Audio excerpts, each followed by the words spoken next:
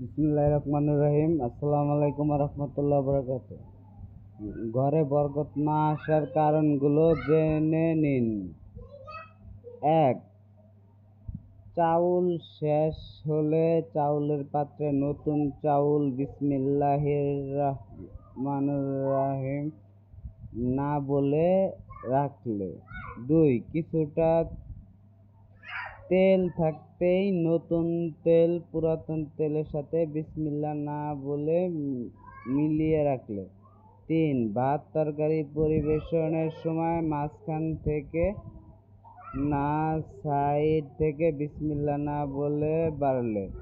৪. আপনার দুয়ার থেকে কেউ খালি হাতে ফিরে গেলে।